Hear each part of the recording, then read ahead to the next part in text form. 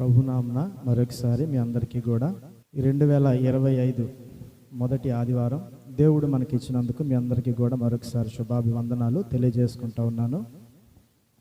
దేవుణ్ణి ఆరాధించే ముందు దేవుని వాక్యం ద్వారాగా మనం ఆరాధన చేయడం అది ఎంతో మంచిది. 142 కీర్తనలు మనం ధ్యానం చేసాం. 143వ కీర్తనని మనం ఒకసారి ఉత్తర ప్రత్యుత్తరాలుగా చదువుకున్న తర్వాత కొన్ని మాటలు అందులో ధ్యానం చేసి ఆ దేవుణ్ణి మనం ఆరాధన చేద్దాం. 143వ కీర్తన తీద్దాం. 12 వచనాలు ఉన్నాయి. నేను ఒక వచనం చదువుతాను, మీరు ఒక వచనాన్ని చదవండి. 143వ కీర్తన. యెహోవా నా ప్రార్థన ఆలకింపుము, నా విన్నపములకు చెవియొగ్గుము. నీ విశ్వాస్యతను బట్టి నీ నీతిని బట్టి నాకు ఉత్తరమిమ్ము. శత్రువులు నన్ను తరుముచున్నారు, వారు నా ప్రాణమును నేల పడగొట్టుచున్నారు. చిరకాలము క్రిందట చనిపోయిన వారితో పాటు గాఢాంధకారములో నన్ను నివసింపజేయుచున్నారు. పూర్వదినములు జ్ఞాపకం చేసుకొనుచున్నాను, నీ క్రియలన్నీ ధ్యానించుచున్నాను. నేను నీ చేతుల పని యోచించుచున్నాను. యెహోవా నా ఆత్మ క్షీణించుచున్నది, త్వరగా నాకు ఉత్తరమిమ్ము. నేను సమాధిలోనికి దిగువారి వలె కాకుండునట్లు నీ ముఖమును నాకు మరుగు చేయకము. యెహోవా నేను నీ మరుగుచొచ్చి ఉన్నాను, నా శత్రువుల చేతిలో నుండి నన్ను విడిపింపుము. యెహోవా నీ నామమును బట్టి నన్ను బ్రతికింపుము, నీ నీతిని బట్టి నా ప్రాణమును శ్రమలో నుండి తప్పింపుము. అందరం చదువు. సేవకుడను నీ కృపను బట్టి నా శత్రువులను సంహరింపుము, నా ప్రాణమును బాధపరచు వారిని అందరినీ నశింపచేయము. ఈ 143వ కీర్తనలో దావీదు మహారాజు అద్భుతమైనటువంటి ఒక ప్రార్థన చేశాడు. ఒక అద్భుతమైన ప్రార్థన. చాలా చోట్ల దావీదు యొక్క కీర్తనలు మనం ధ్యానం చేస్తా వస్తా ఉన్నాం. దావీదు ప్రతికూల పరిస్థితుల్లో ప్రతి కీర్తన వ్రాయబడినట్లుగా కనబడతాయి. దావీదు చుట్టూ పరిస్థితులు అంత మంచిగా కనబడని ప్రదేశంలో దావీదు దేవునికి ప్రార్థన చేసినట్లుగా ఈ వాక్యంలో ప్రతి చోట మనం చూడగలుగుతాం. దావీదు అనుకూలమైన పరిస్థితుల్లో దేవుణ్ణి ఆరాధించినట్లుగా కనబడదు. ఎందుకంటే ఈ కీర్తనలో కూడా దావీదు 3 విషయాలు ఈ 12 వచనాల్లో మనకు తెలియజేస్తాడు. మొదటి సంగతి చూస్తే దావీదు యొక్క ఆవేదన కనబడుతుంది. తన పరిస్థితులు ఎలా ఉన్నాయో ఆ పరిస్థితుల్లోని శత్రువుల చేతిలో నుండి దేవుని వైపు చూస్తూ దావీదు యొక్క ఆవేదన కనబడుతుంది. అంతేకాదు, ఆ ఆవేదనలో దేవుని మీద అతను ఎంతగా ఆశ పెట్టుకున్నాడో కనబడుతుంది. దావీదు చాలా ఆవేదన చెందుతున్నాడు. ప్రభువా నా చుట్టూ పరిస్థితులు, శత్రువులు నా మీద తిరుగుబాటు చేస్తూ ఉన్నారు, వారి నుంచి నన్ను విడిపించిన ఆవేదన చెందుతున్నప్పుడు మనమైతే ఎటువైపో చూస్తాం తెలియదు, కానీ దావీదు మాత్రం దేవుని వైపు ఆశ పెట్టుకుంటా ఉన్నాడు. తనని కాపాడుతాడని, తనని రక్షిస్తాడని. రెండవది, దావీదు ఏం చేస్తా ఉన్నాడు? ఆశ పెట్టుకుంటా ఉన్నాడు. మూడవది, దేవుణ్ణి ఆశ్రయిస్తా ఉన్నాడు. దేవుణ్ణి ఆశ్రయిస్తా ఉన్నాడు. ఈ 3 సంగతులు ఈ 12 వచనాల్లో కనబడతాయి. ఎంత మంచి ఆరాధన చేస్తాడో తెలుసా దావీదు ఈ అధ్యాయంలో? ఒకటి, తనకు ఆవేదన ఉంది, తనకు ఆశ ఉంది. దేవుణ్ణి ఇప్పుడు ఆశ్రయించే ఆ వచనాలన్నీ మనకు ఒకటి ఒకటి చదువుతూ ఉంటే దావీదు ఆవేదన ఏంటి, దావీదుకున్న ఆశ ఏంటి, దావీదుకున్న ఆశ్రయం ఏంటో మనకి అర్థమవుతుంది. చాలా క్లుప్తంగా ఒక 20 నిమిషాల్లో మీకు ఈ 12 వచనాలు ముగించేస్తా. ఈ వచనాల్లో చూస్తే దేవుడు యొక్క 5 గుణ లక్షణాలు ఇక్కడ కనబడతాయి.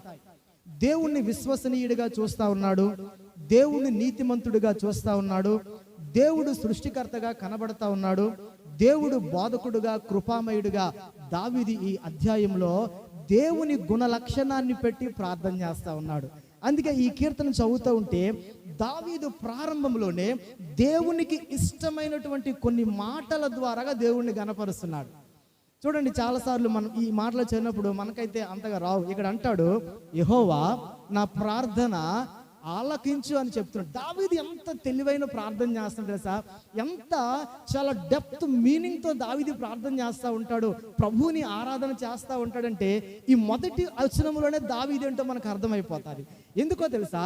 దావీదు ఏం పాపం చేయలేదు, ఏం తప్పు చేయలేదు, తను ఏమి అక్కడ అనీతిమంతుడుగా కనపడుడు. కానీ దావీదు అంటాడు, నా విన్నపాలకు నువ్వు చెవియొగ్గు ప్రభువా అని చెప్తూ, నీ విశ్వాస్యతను బట్టి నీ నీతిని బట్టి నాకు అబ్బా, మన నీతి కాదండి. అక్కడ దావీదు ఎంతగా దేవుని ఎదుట తగ్గించుకుంటున్నాడో ప్రభు సన్నిధిలో, దావీదు ఎంతగా కనుమరుగైపోతా ఉన్నాడో. మన విశ్వాస్యత, మన నీతి కాదంటున్నాడు ప్రభువా.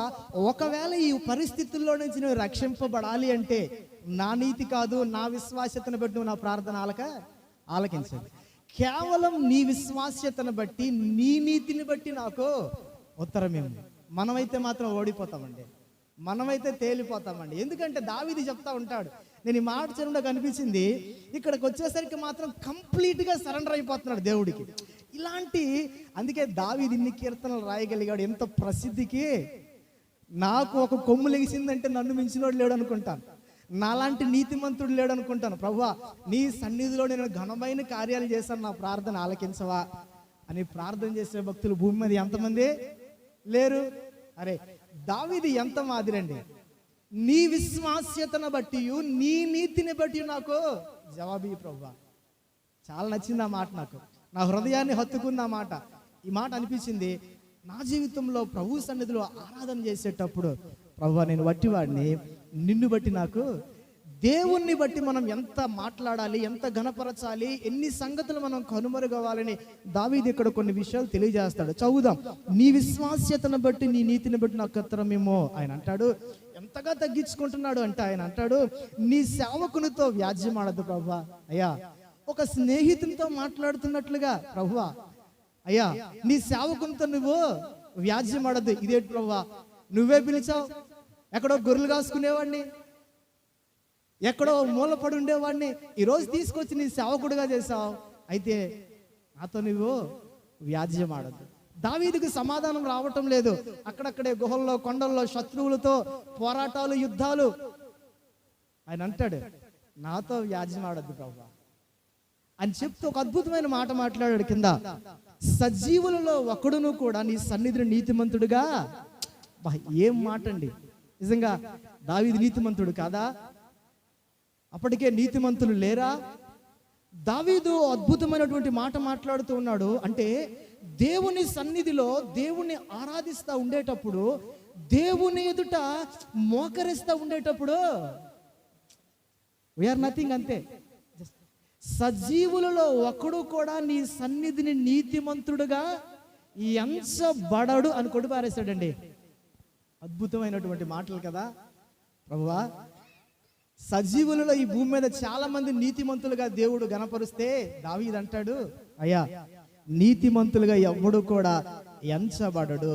దావీదు నీతిమంతుడే, దావీదు నీతిగా బ్రతుకుతున్నాడు, దావీదు దేవునికి ఇష్టానుసారంగా బ్రతుకుతున్నాడు. అయినా ప్రభు సన్నిధికి వచ్చేసరికి తేలిపోతున్నాడు. అది ప్రభు ఎదుటికి వచ్చేసరికి దేవుని నీతిని చూస్తే మనం ఏపాటండి, దేవుని యొక్క మహిమను చూస్తే ఆయన ఎదుట మనం ఎలా కనబడతాం?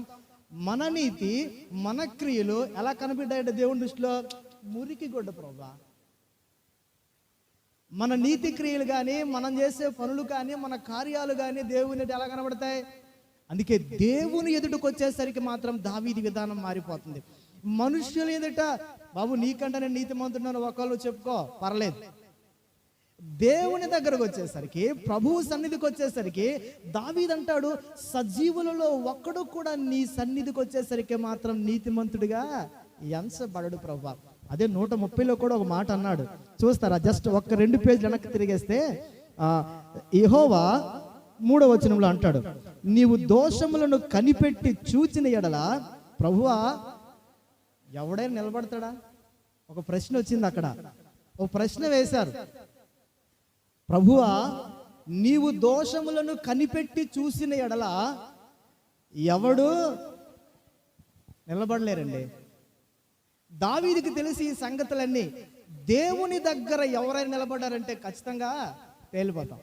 ఖచ్చితంగా ఆయన ఎదుటికి వచ్చేసరికి దోషములను కనిపెట్టి చూసిన ఎడల ఆయన ఎదుట ఏ మానవుడు కూడా నీతిమంతుడిగా ఎంచబడడు. కొట్టేశాడు. యోబు చాలా కఠినమైన పరిస్థితిలో ఉన్నాడు. యోబుకి అప్పటికే పిల్లలు చనిపోయారు, యథార్థంగా బ్రతికాడు యోబు. భార్య దూషిస్తూ ఉంది ఓవైపు, అప్పటికే ఆరోగ్యం క్షీణించిపోతా ఉంది. యోబు పరిస్థితి ఏమీ బాలేదు. ఎందుకు యోబు మీదకి ఇది వచ్చిందో కొంతమంది స్నేహితులు అతని దగ్గరకు వచ్చారు. ఆ దినం ఎలీఫజు యోబుతో ఓ మాట మాట్లాడుతున్నాడు. 4వ అధ్యాయం రండి, యోబు గ్రంథంలోనికి 4వ అధ్యాయం 16 నుంచి 19వ వచనం వరకు ఎలీఫజు కొన్ని మాటలు ప్రస్తావించాడు, కొన్ని ప్రశ్నలు. మీరు కూడా చూడండి. ఎలీఫజు అంటున్నాడు, దేవుని సన్నిధిని మర్త్యులు నీతిమంతులు అవుతారా? యోబు చాలా యథార్థంగా బ్రతికినోడు కదా. యోబు జీవితం మీదకి చాలా వచ్చాయి, యోబు శరీరం మీదకి చాలా ఎదురవుతున్నాయి.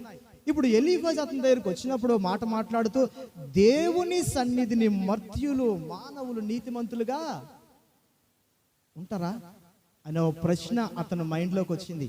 అంతటితో ఆగలేదు. ఆయన అంటాడు, తమ్ము సృజించిన వాని సన్నిధిని నరులు పవిత్రులు అవుతారా ఓ ప్రశ్న. ఇంకా అంటాడు, ఆయన తన సేవకులను నమ్ముటలేదు, తన దూతల యందు లోపములు కనుగొనుచున్నాడు. వినండి, దావీదు ఊరికే ఆ మాట మాట్లాడలేదు. సజీవులలో ఒక్కడు కూడా నీ సన్నిధిని నీతిమంతుడుగా అయ్యా కనబడతాడా, ఎంచగలమా అని అంటూ ఉంటే, ఎలీఫజ్ మాటల్లో దేవుడు తన దూతల యందు కూడా లోపములు కనుగొనుచున్నాడు.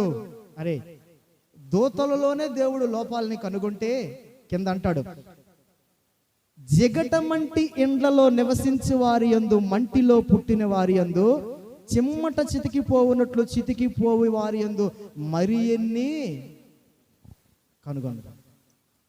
ఏంటండి, దేవుణ్ణి ఆరాధన చేసే ముందు ఆత్మతోను సత్యముతోను ఆరాధన చేయాలని దేవుని వాక్యం చెప్తా ఉంది. దేవుని సన్నిధిలో దావీదు ఎంతగా కనుమరుగైపోతా ఉన్నాడు అంటే, చాలాసార్లు ఈ మాటలు చెప్పటానికి ఇష్టం ఉండదు. అందుకే ఎలీఫజ్ అంటున్నాడు, అయ్యా దూతలలోనే నీవు లోపాలను కనుగొంటే నేను బాగానే ఉన్నాను కదా, నేను బాగా బ్రతుకుతున్నాను కదా, ప్రభు సన్నిధిలో నేను చెప్పుకోవాల్సిన పనే ఉంది అని అనుకోవడానికి లేదు. ఆయన అంటాడు, జిగటమంటితో తయారు చేయబడిన మానవుడు ఏపాటి. అదే యోబులో అంటాడు. 9వ అధ్యాయంకి రండి, మరొక మాట ఇంకా త్వరగా వెళ్ళిపోదు. 2వ వచనంలో అబ్బా యోబు అంటాడు, నరుడు దేవుని దృష్టికి ఎట్లు. కొన్ని ప్రశ్నలు ఆ దినాల్లో లేవనెత్తారండి. కొన్ని ప్రశ్నలు వారి మదిలో ఉన్నాయి. ఆ రోజు దావీదు మాత్రమే కాదు, భక్తులు చాలా మంది చెప్తా ఉన్నారు, నరుడు దేవుని దృష్టికి ఎలా అవుతుందా, దేవునికి మానవునికి అవుతుందా? అరే, నీతిగా ఎలా అవ్వగలడు, పవిత్రుడుగా ఎలా అవ్వగలడు, పరిశుద్ధుడిగా ఎలా అవ్వగలడు? అదే యోబులో ఇంకొక మాట చూసి ముందుగా 25వ రండి, 25వ అధ్యాయం 4వ వచనంలోకి రండి. 25వ అధ్యాయం 4వ వచనంలో ఈసారి బిల్దదు అనే తన స్నేహితుడు మాట్లాడుతున్నాడు. 25వ అధ్యాయం చూడండి, అద్భుతమైన మాటలు దేవుడు ప్రస్తావిస్తా ఉన్నాడు. ఇక్కడ కూడా ఇంకొక స్నేహితుడు మాట్లాడుతున్నాడు, నరుడు దేవుని దృష్టికి నీతిమంతుడు ఎట్లు. అదొక ప్రశ్న అతనికి. స్త్రీకి పుట్టినవాడు ఆయన దృష్టికి ఎట్లు శుద్ధుడు.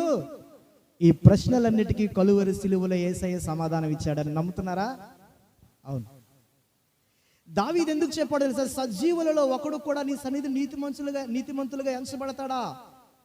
దేవుని ముందుకు వచ్చినప్పుడు దావీదు ఎంతగా తగ్గించుకుంటున్నాడంటే, చాలా ప్రశ్నలు ఉన్నాయి. దేవుని ఎదుట ఎవరైనా మర్త్యులు ఎవరైనా పవిత్రులు అవుతారా, నిర్దోషిగా ఎంచబడతారా? అరే, స్త్రీ గర్భాన పుట్టినవాడు ఎట్లు పరిశుద్ధుడు కాగలడండి? అందుకే 143వ కీర్తనకు రండి, ఆయన అంటున్నాడు, సజీవులలో ఒక్కడు కూడా నీ సన్నిధిని నీతిమంతుడుగా ఎంచబడు అని దావీదు చెప్తుంటే, ఈ ఉదయకాలం మనం ఆరాధించాల్సిన మాట ఏంటో తెలుసా? మన దేవుడు ఎంత గొప్ప దేవుడో తెలుసా? దావీదుకు తెలుసు, దేవుని దృష్టిలో దావీదు నీతిమంతుడే, దేవుని దృష్టిలో దావీదు యోగ్యమైన వాడే. ఈరోజు నేను చెప్తున్న మాట ఏంటో తెలుసా? మనము స్త్రీ గర్భాన పుట్టినటువంటి వారు పవిత్రులు కాలేరు, కానీ అదే స్త్రీ గర్భమున పవిత్రుడైన యేసుక్రీస్తు ప్రభువారు భూమి మీదకి వచ్చిన తరువాత ఆయన రక్తము వలన ప్రతివాడు ఎలా నీతిమంతుడుగా తీర్చబడ్డాడో రోమాపత్రిక 3వ అధ్యాయం 11వ వచనంలో కొన్ని మాటలు మనం చదివేసి మిగతా వివరంలోకి వెళ్ళిపోదాం. నీతిమంతుడు ఒక్కడు లేడు, గ్రహించేవాడు ఎవడును కూడా లేడు అని అదే మాటలు ఈరోజు పౌలు గారు కూడా ప్రస్తావించారు. అయితే నీతిమంతుడు లేడు, ఒక్కడునూ లేడని ప్రస్తావించిన పౌలు 3వ అధ్యాయం 24వ వచనానికి వచ్చేసరికి అందులోనే కొన్ని మాటలు చెప్పారు. కాబట్టి నమ్మువారు ఆయన కృపచేతనే క్రీస్తు యేసునందలి విమోచనము ద్వారాగా ఉచితముగా నీతిమంతులని తీర్చబడుతుంది. ఎంత గొప్ప దీవెనండి, ఎంత గొప్ప ఆశీర్వాదం అండి. ఈరోజు ప్రభు ముందరకు వచ్చాం, దేవుని బల్ల ఎదుట ప్రభువు సన్నిధిలో కూర్చుంటున్నాం, మోకరిస్తున్నామంటే ఇంత ధైర్యం ఎక్కడొచ్చింది? దావీదు ప్రభువు సన్నిధికి వచ్చినప్పుడు ఆయన భయపడుతున్నాడు, అయ్యా నీ సన్నిధికి వచ్చానంటే అసలు కేవలం నీ నీతి, నీ విశ్వాస్యతను బట్టి కానీ, సజీవులలో ఎవడైనా నీతిమంతుడుగా నీ ఎదుటికి వస్తే నీ సన్నిధిని ఎంచబడగలడా అని అంటా ఉంటే, ఈరోజు దేవుడు మనకిస్తున్న ధైర్యం గొప్పదండి. అది నేను చెప్పాలనుకుంటున్నమాట. దేవుని ఎదుట ఎంత ధైర్యంగా బయట ఇలా వచ్చి అలా దేవుని మందిరంలో అడుగు పెడుతున్నామంటే ఈ ధైర్యం ఎక్కడి నుంచి వచ్చింది తెలుసా? ఆ మాట నాకు చాలా నచ్చింది. కాబట్టి నమ్మువారు ఆయన కృపచేతనే. ఎంత మంచి మాట రాశాడు పౌలు గారు తెలుసా? నీతిమంతుడు లేడు, దేవుని మహిమను చాలా మంది పొందుకోలేకపోతున్నారు. అయితే నమ్మువారనగా ఎవరైతే యేసుక్రీస్తుని నమ్ముతారో కేవలం కృపచేతనే యేసునందలి ఏం చేస్తాడు? విమోచనము ఉచితముగా అనుగ్రహిస్తున్నాడు. ఎంత మంచి మాటలండి. నేనైతే డబ్బులు పెట్టలా. 1985లో నేను జన్మించాను. నేను పుట్టిన తోడనే నా తల్లి దేవుణ్ణి నమ్ముకుంది. చాలా ఫ్రీగా నాకు రక్షణ దొరికింది.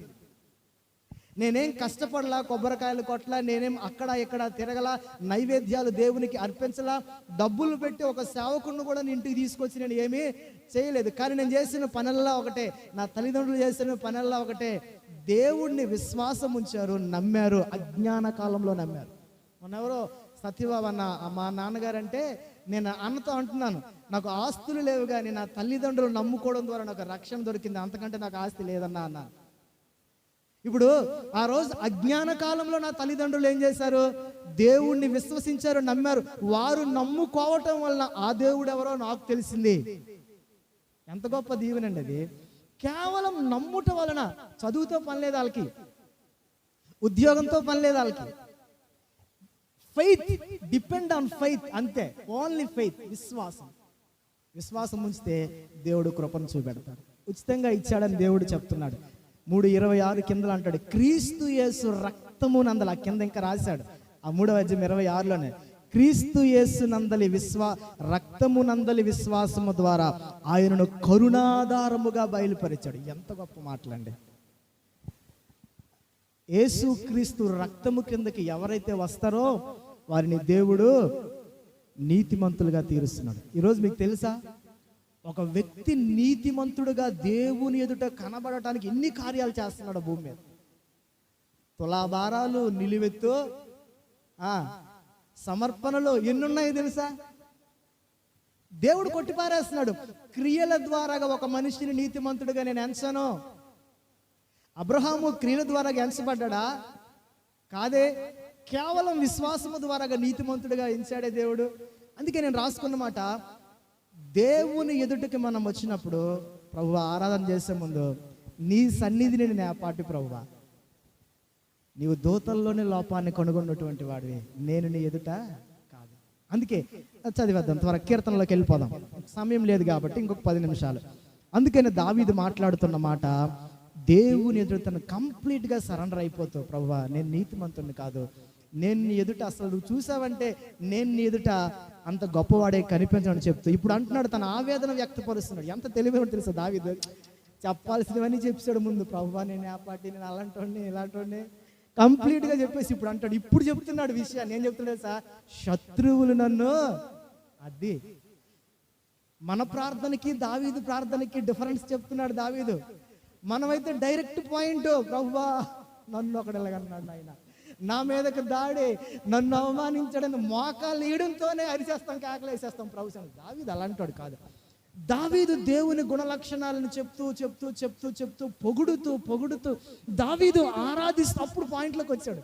ఏమండి, అప్పుడప్పుడు ఇంట్లో భార్యాభర్తల మధ్య సన్నివేశం కనబడుతుంది. మరి కనబడుతుంది లేదో, మరి కనబడుతుంది ఖచ్చితంగా. భర్తని బాగా చక్కగా ఆయనతో సహవాసం చేసి ఆయన అలా అలా అలా కాస్త పైమెట్టుకు తీసి, ఏమండి నాకు ఇది కావాలండి అంటే ఎవడొద్దంటాడు? ఎవరైనా వద్దంటారా? ఎవరు అనరు. దేవుడు కూడా అంతే. దేవుణ్ణి అంతగా ఘనపరిచిన తర్వాత ఆ స్థాయికి వెళ్ళిపోయిన తర్వాత, ప్రభువా శత్రువులను తరుముతున్నారయ్యా, దేవుడే అయిపోతాడండి. ఆ మాటలు నాకు నచ్చాయి. అందుకే అన్నాడు, శత్రువులు నన్ను తరుముచున్నారు, నా ప్రాణాన్ని నేల పడగొడుతున్నారు, చిరకాలము క్రిందట చనిపోయిన వారితో పాటు గాఢాంధకారంలో నన్ను నివసిస్తున్నారని దేవుని దగ్గర తన ఆవేదన అంతా వ్యక్తపరుస్తున్నాడండి. అలా చెప్పగలిగిన వాళ్ళు ఎంతమంది ఉన్నారు తెలుసు ఈ భూమి మీద? ఇప్పుడు తన ఆవేదన అంతా బయట పెట్టాడు. తన ఆవేదన అంతా చెప్పాడు, ప్రభువా నీవే నాకు సహాయం చేయగలని చెప్పి ఆవేదన చెప్పాడు. ఇప్పుడు అంటాడు, తన ఆవేదనలో నుంచి ఒక ఆశతో అతని వైపు చూస్తున్నాడు. ఇప్పుడు ఆవేదన దేవుని చెప్పాడు కదా, నా పరిస్థితి ఇది ప్రభువా, నన్ను నీవే రక్షించగలవని చెప్పి. ఇప్పుడు దావీదుకి పాస్టర్ గారు లేరండి, మీరు గుర్తుపెట్టుకోవాలి. దావీదుకి బోధించే ప్రవక్త అక్కడ లేడండి. దావీదు తరమబడుతున్న వ్యక్తి, స్థలము లేని వ్యక్తి, నిలకడ లేని వ్యక్తి. అక్కడి నుంచి అక్కడికి, అక్కడి నుంచి అక్కడికి, అక్కడి నుంచి అక్కడికి, పక్క పక్కనే అపాయాలు అలా వెళ్ళిపోతుంటే తన ప్రయాణంలో రాసుకున్న కీర్తనలో నుంచి ఇప్పుడు దావీదు బలపరిచిన పాస్టర్ గారు ఉన్నారా? అన్న ఉన్నాడా? తమ్ముడు ఉన్నాడా? అక్క ఉన్నాడా? లేకపోతే అతని చుట్టూ ఇతని కంటే గొప్ప వాళ్ళు ఎవరు అంటే ఎవరు లేరు. ఇప్పుడు దావీదు తన హృదయాన్ని తానే బలపరుచుకుంటున్న మాటలేంటో తెలుసా? 5వ వచనంలో రాశాడు. ఏమన్నాడు తెలుసా? పూర్వ దినములను నేను జ్ఞాపకం చేసుకుంటున్నాను. అబ్బా, ఎవరు బలపరుస్తారండి? ఏమన్నా నాకు కొంచెం బలపరుచున్నా అంటే ఎవరు బలపరిచిన నాకు బలం రాదు. దావీదు ఎంత స్థాయికి ఎదిగిపోయాడు అంటే భక్తిలో, తన శత్రువులు ఒకవైపు, తన పరిస్థితుల్లో ఉన్నటువంటి ఆ ప్రయాణాలు ఒకవైపు చూస్తూ ఎవరు బలపరిచేవారు లేరు. కానీ ఇప్పుడు దావీదు తన పూర్వ దినములను, ఈ మాట మీరు మనసులో పెట్టుకోవాలి, దావీదుకి తన జీవితం తన్నే రిమైండ్ చేసుకుంటున్నాడు. ఎప్పుడైనా చేసుకున్నారా? పూర్వ దినాలు చూసుకుంటే ఎంత దుర్భరమైన పరిస్థితి అండి మనిషిది కదా. పూర్వ దినాలు ఒకసారి వెనక్కెళ్ళండి, ఇలా వెనక్కి చూస్తే తల్లిదండ్రులు ఎంత దయనీయమైన స్థితి, బ్రతుకు ఎంత చీదరించుకునే బ్రతుకు, చదువు అసే, ఏం స్కూల్ అండి, ఏం అలవాట్లండి, ఏం తిండండి. చెప్పులైతే నేషనల్ టాప్ వేసుకోండి, కన్నాలే కింద కదా, అరిగిపోయిన వరకు అవి వేయాల. అవి పోయాయంటే అవి చిదిగా అంటే దానికి ఒక పిన్నేసి, అందరికీ ఉన్నాయి. నిజంగా దావీదు ఎంత స్ట్రెంగ్త్ అవుతున్నాడు, తనను తాను దేవుని వైపు చూసుకుంటూ. పూర్వ దినాలకు ఒకసారి వెళ్ళిపోయాడు. దావీదుకి తెలుసు పూర్వ దినాలు, అతని కుటుంబం బెత్లెహేములో గొప్పదేమి కాదు. ఇక్కడ ఇంకా మాటలు ఉన్నాయి కదా, అక్కడ ఇంకా అంటాడు పూర్వ దినాల తర్వాత, నీ క్రియలన్నీ కూడా, యెషయా గ్రంథంలో మాట ఉంటుంది 5వ అధ్యాయం 12-14లో, అందరూ కూడా బాగా తిని త్రాగి ఎవడు కూడా దేవుని క్రియలు ధ్యానించట్లేదని దేవుడు బాధపడతాడు. యెషయా రాస్తాడు 5వ అధ్యాయంలో 12-14 వరకు. అందరూ తిని త్రాగి హాయిగా ఉండి ఏం చేశారట, ఎవడు కూడా దేవుని క్రియలను ధ్యానించట్లేదు అట, యోచించట్లేదు అని యెషయా బాధపడతాడు. నేను అదే చెప్తున్నాను. ఒకటి చూడండి, పూర్వ దినాలను జ్ఞాపకం చేసుకోవటం, రెండవది క్రియలను ధ్యానించటం వేరు వేరు. పూర్వ దినాలను జ్ఞాపకం చేసుకోవటం, రెండవది క్రియలను ధ్యానించటం, మూడవది దేవుని యొక్క చేతి పనులను యోచించటం ద్వారా దేవుడు ఎవరో అర్థమవుతారు. అది ఇప్పుడు ఆరాధన చేయాలండి, దేవుడు ఎవరో తెలియకుండా మనం ఎట్లా ఆరాధన చేస్తాం? ఇప్పుడు 3 సంగతులు దావీదు బలపరుచుకుంటున్నాడు తనను తాను. దావీదు చుట్టూ పరిస్థితులు అలుముకున్నాయి. ఇప్పుడు పూర్వ దినాలు జ్ఞాపకం చేసుకుంటున్నాడు. ఎక్కడో ఓ మూల ఒక చిన్న గ్రామం అండి బెత్లెహేము. అలాంటి గ్రామంలో దేవుడు తీసుకొచ్చి ఆ యొక్క సౌలు ఎదుట నిలబెట్టి, అదిగో ఆ గొల్యాతు ఎదుట ఏం చేశాడో ఘనపరిచినటువంటి దేవుడు అలా తనని ఆ యొక్క ఎక్కడ ఇశ్రాయేలు సామ్రాజ్యంలో, ఇశ్రాయేలు సైన్యంలో గొప్ప ఒక యోధుడుగా ఉన్నాడు. అలాంటి జీవితాన్ని ఒకసారి రిమైండ్ చేసుకుంటున్నాడు. దేవుని చేతి పనులను ఏం చేస్తున్నాడు తెలుసా? యోచించుకున్నాడు. అరే, దేవుని చేతి పనులు యోచించాలంటే అది మన వల్ల అవ్వదండి. మన ఊహకు మన మైండ్కి అందనివే దేవుని చేతి పనులు. అరే, యోబుతో అంటాడు, ఈ భూమి ఎలా ఉందో నీకు తెలుసా యోబు? భూమి ఎట్లా వేలాడుతుందో నీకు తెలుసా? తెలీదు, మనకు కనబడదు. ఎలా దేవుణ్ణి అర్థం చేసుకో, అందుకని ఆయన సృష్టికర్త అని దావీదు ఏం చేస్తున్నాడు? దేవుని గుణలక్ష, దేవుని చేతి పనులను యోచించుకొని పూర్వ దినాలనే సంగతులను జ్ఞాపకం చేసుకుని ఆలోచిస్తే గుండె పగిలిపోతుంది. పూర్వ దినాల గురించి కళ్ళంబట నీళ్ళు వచ్చేస్తాయి. మన బ్రతుకులు ఎలా ఉండేవి కాదు, దావీదు బ్రతుకు అలా ఉండేది కాదు. ఈరోజు దావీదుకి ఎంత ఘనత దావీదుకి తెలుసు. అందుకే నేను ముందుకు చదివేస్తాను, వివరించడానికి టైం లేదు కాబట్టి ముందుకు చెప్తున్నాను. నీ చేతి పనులను నేను యోచించుకుంటున్నాడు. ఇంకా ముందుకు వెళ్దాం. అక్కడ అంటాడు, నీ తట్టు నా చేతిలో ఆశ అండి దావీదే. ఇంకా ముందునుంది, దావీదు దేవుని తట్టు తన చేతులు చాపుతూ అంటాడు. ఈ మాట అద్భుతమైందండి. ఎండిపోయిన భూమి వలె నా ప్రాణము నీ కొరకు. ఏమి అద్భుతమైన దేవుని వాక్యం అండి. దావీదు యొక్క ప్రాణము ఎండిపోయిన భూమిలాగా ఉందటండి. ఈ మాట అర్థం చేసుకోండి. రైతు ఎండిపోయిన భూమి దగ్గరకు వచ్చి ఆకాశం వైపు చూసి కాస్త చినుకులు పడితే చాలు అతనిలో ఉత్సాహం కట్టలు తెంచుకుంటుంది. దావీదు ప్రాణం ఇప్పుడు ఎలా ఉందో తెలుసా? ఎండిపోయిన భూమి వలె దావీదు ప్రాణం దేవుని వైపు చేతులెత్తి, అయ్యా దేవుని వైపు. ఒక రైతు ఆకాశం వైపు చూస్తుంటాడు కదా, దేనికోసం? ఆకాశము నుండి పడే నీటి కోసం, తాను పండించే పంట కోసం, నీరు కావడం కోసం. దావీదు ప్రాణము ఎండిపోయినా ఎలా ఉందట? అసలు ఆ స్థాయికి మనం వెళ్ళాం. అంటే దావీదు ఎలా ఉన్నాడంటే, తన పరిస్థితి ఏ స్థాయిలో ఉందంటే ఎండిపోయిన భూమిలాగా ఉన్నాడు దావీదు. ఒకవేళ మన ఆస్తులు పోయి, మన అంతస్తులు పోయి, ఉద్యోగాలు పోయి, ఎండిపోయిన పరిస్థితుల్లో మనం ఉంటే ఫస్ట్ నమ్ముకున్న దేవుడిని తిడతారు. సత్యం. ఎంతమంది వెనక్కి వెళ్ళిపోయారు తెలుసా క్రైస్తవ విశ్వాసం నుంచి? ఎండిపోయిన భూమిలాగా మనం ఉంటే దావీదుకున్న పరిస్థితుల్లో ఇప్పుడు నేర్చుకోవాల్సింది తెలుసా? ఇదిగో నేను నీ వైపు చేతులు ఎత్తుతున్నాను అయ్యా, నీకు. అబ్బా, దావీదు ఆస్తి కొరకు ఆశపడలేదట, నీ కొరకు ఆశపడుతున్నట్టు కింద రాశాడు. ఎందుకో తెలుసా ఆ మాటలు? నీ కొరకు ఆశ పెట్టుకోండి. ఎందుకో తెలుసా? నా ఆత్మ క్షీణించిపోతుంది, త్వరగా నాకు ఉత్తరం ఈ ప్రభువా. ఇవ్వండి, నేను సమాధిలోనికి దిగువారి వెళ్ళే కాకుండాన్నట్లు నీ ముఖమును నాకు మరుగు. అదండి దావీదు ఆశ. దేని కొరకు దావీదు ఎదురు చూస్తున్నాడు తెలుసా? దేవుని ముఖాన్ని డైరెక్ట్గా చూడాలి, దేవుని సన్నిధిని అనుభవించాలి. నీ ముఖాన్ని నాకు మరుగు చేయొద్దంటే, దావీదు ఇలా ఉన్నాడు అనుకోండి. సపోజ్ దావీదు ఇలా నిలబడ్డాడు, ప్రార్థన చేస్తున్నాడు. దావీదు ఈ వైపు చూస్తే దేవుడు ఆ వైపు ఉన్నాడు అనుకోండి. పరిస్థితి దావీదుకి అర్థమైంది. దావీదు కోరుకునేది ఏంటో తెలుసా? దేవుని సన్నిధిని కోరుకుంటున్నాడు. నీ ముఖమును నాకు మరుగు చేయొద్దు. దేవుడు ఒకవేళ మనకి మరుగైపోతే, దేవుడు మాట్లాడడం మానేస్తే, దేవుడు ఒకవేళ మనం తను చేయాల్సిన పని మన జీవితంలో ఆపేస్తే మన పరిస్థితి ఊహించుకుంటున్నారా? దావీదు అంటాడు, నీ కొరకు నా ప్రాణం ఆశ పెట్టుకుంటుంది. దేని కొరకు తెలుసా? ప్రభువా, నువ్వు మరుగవ్వద్దు, నా ఎదుట నువ్వు ఉండాలి, నువ్వు మరుగవ్వద్దు ప్రభువా, నువ్వు కనపడాలి, నీ సన్నిధి నాకు తోడుగా ఉండాలి. మోషే అంటాడు, మోషే నువ్వు వెళ్ళు మోషే, ఈ ప్రజలను తీసుకుని వెళ్ళంటే. మోషే అంటాడు, ప్రభువా నీ సన్నిధి మాకు తోడుగా రాకుండా మేము ఎక్కడికి? మోషేకి అన్నీ ఇచ్చాడు, మొత్తం గొప్ప సంఘాన్ని ఇచ్చాడు, తీసుకెళ్లి కనానులో పెట్టుగాని నేను నీతో రాను, మనసాన్ని చేసుకుని వెళ్ళండి అంటే, నీ సన్నిధి లేకుండా మేము ఎలాగా? అంతేనండి. అది అరణ్యమైనా కూడా దావీదు కోరుకుంటుంది, దేవుడు నాకు మరుగవ్వకూడదు, దేవుని సన్నిధి నేను అనుభవించాను. ఇంకా కిందకి చదివేసి ముగించేస్తాను, వివరణలోకి వెళ్ళగానే. ఇప్పుడు దావీదు ఆశ ఏంటట? ప్రభువా నీవే నా ఆశ. ఇది నిజమైన ఆరాధన అండి. మన పూర్వదినాలు దేవుని చేతి పనులు ఒకసారి మన జీవితంలో దేవుని క్రియలు జ్ఞాపకం చేసుకుంటే మన గుండె తరుక్కుపోతుంది. అసలు ఆరాధించకుండా ఎవడు ఉండలేడు నాకు తెలిసి.